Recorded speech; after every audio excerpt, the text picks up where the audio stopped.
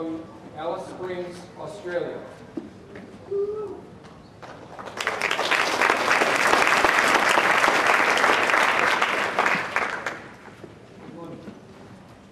Have everyone raise their hand and let me know who's been to Australia? All right, put them down. Who would like to go to Australia?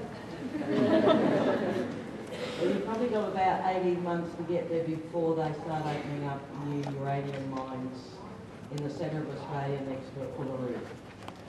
So put your coins together and get over there quickly. The reason why I've had to travel away from my country, my people and my children is because America buys our uranium. And my country, and in particular the Northern Territory where I live, thinks that's a great idea because the current recession won't impact us because the price of uranium is still high. So the situation in Australia is, we had a government called John Howard. So for 12 years he pulled out funding from all Aboriginal organisations, all Aboriginal infrastructure, health, education, self-determination and all of those things. And he came up with a great idea that we would have reconciliation in Australia, where blacks and whites could come together. So I looked up that word reconciliation, and it means to become one mind. Now I didn't want to become of John Howard's mind, because his mind is practically the same as George Bush's mind. And I've been to kindergarten, so I consider myself to be a little bit more mature and educated.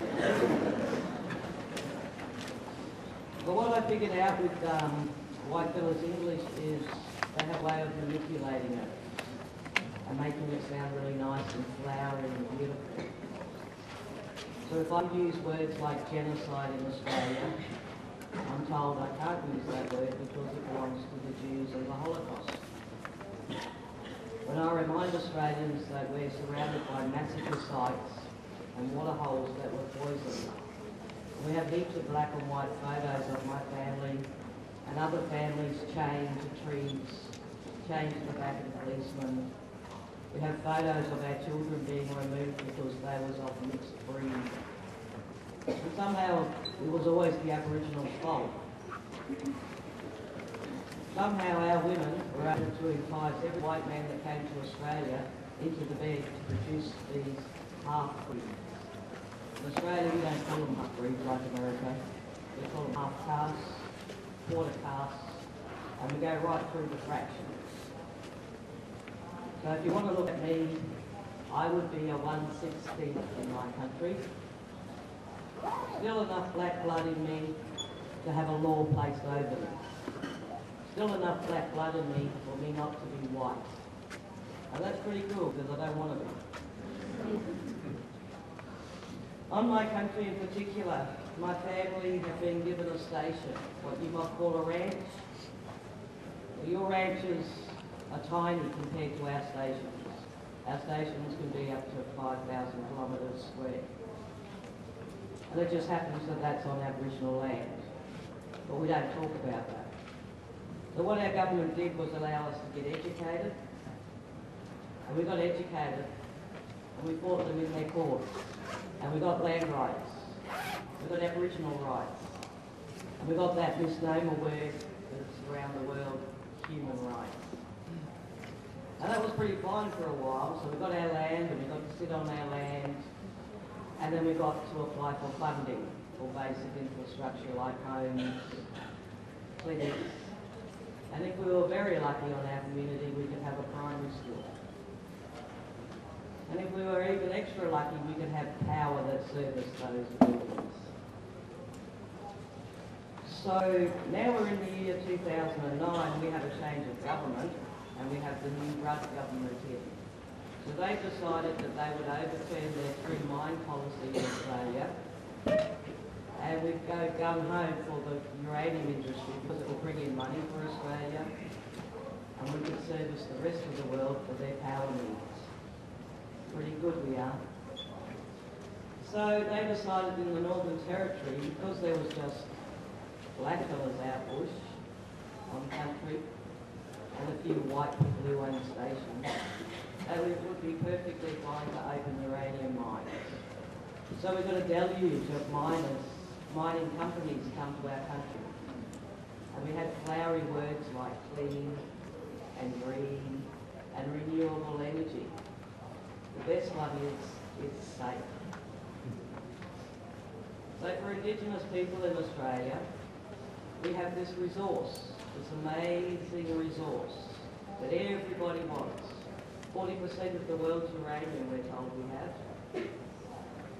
So it's pretty good that the world needs all this power, and we've got the resources that the world needs to power their power, so that everybody can live comfortably and feel safe in their homes and have a TV and a fridge, all the things my family aspire to. But after John Howard, well, one of the things that John Howard did before he left was he called a state of emergency on Indigenous people in the Northern Territory. So they sent an army in to take over 73 communities. What did the world do? Nothing. No one said a word about the army being sent in to our communities to take them over and do mandatory health checks on our children for child sexual abuse, what we call clinical rape. Because apparently it was prevalent in our community. 2 years down the track, there hasn't been a child found with child sexual abuse in our communities. But the laws that came down in the state of emergency still exist. And in order to put the state of emergency down in Australia, they had to remove the Racial Discrimination Act. That meant no one could pick on anyone because of the colour of their skin, because of their culture or where they came from. But now in Australia, we have a system of apartheid, where Indigenous people have had their money quarantined, and if they don't give up their land for a 99-year lease, they will not receive any infrastructure money at all, any housing money at all, and they would slowly be squeezed off their communities. We are not allowed to buy tobacco with our money, pornographic material, alcohol, or gamble. But you guys can go and do that, and Australia can go and do that, and still point the finger at us for not being civilised. Now, while I'm on that word of civilisation,